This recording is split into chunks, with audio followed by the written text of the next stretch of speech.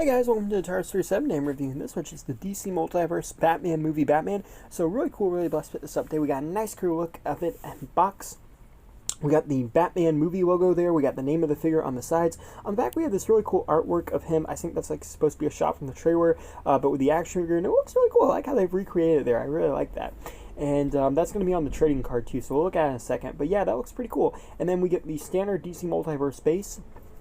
And here's the trading card I was talking about. And you know, sometimes these just plain action figure trading cards don't always look that good, but I really like the look of this.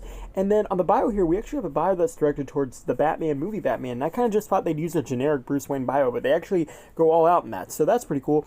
Looking at the face sculpt, I really like the sculpt. I think it looks a lot like Robert Pattinson.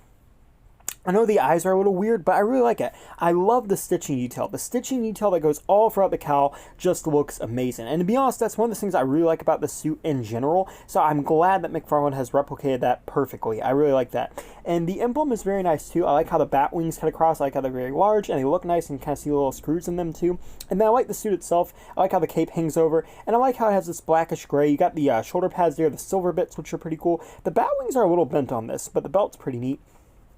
Moving down the legs, you can see his little side holster. There's a little bit of black lining that goes in between them there, and then the boots. And then the cape's kind of weird how the cape is. It's not really cut in the middle, but it does look good. It looks lettery. Now, the grapnel gun is so weird. I have never seen a grapnel gun like this. Basically, the way the grapnel gun goes in there is it has a hole in his arm and a peg on it, and you just peg it in. And I don't really mind it. It's just weird considering he comes with an open hand, and he could just as easily hold the grapnel. I like it. It's not weird, and it would have been really cool if you could peg this onto his belt or side holster, but for some reason they didn't do that. And I feel like, you know, if you're going to include this to do that, why not do that? I don't know. It just feels weird. But overall, I do like it. I think it's an interesting concept. In terms of articulation, you have a 360 at the head. You can look up and down. Really nice range of movement in the head. I really like that. And then at the arms there, you can see I really like the movement in the head. You got 360 there. They're on a butterfly joint, which is nice. And in some areas, the shoulder pads do hinder the articulation, and others they don't. You do have 360 to the thigh, but it does kind of hinder it there.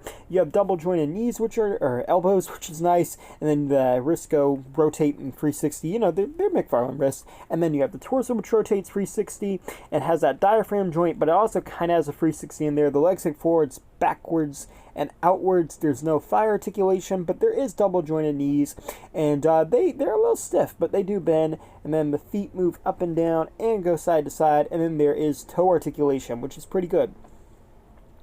Ooh, yeah, a lot of articulation. I like Mcfarlane. You know, I like how they're always like the standard 22. I think that's pretty cool. Here's a comparison with the 6-inch Adam West figure Mcfarlane did. And then, you know, pretty neat there. Then here's a comparison with a Spin Master 4-inch Batman from the movie, so you can see how they kind of compare to each other. Then here's a comparison with 3 Jokers Batman, just kind of give you a look with that, and they're pretty neat.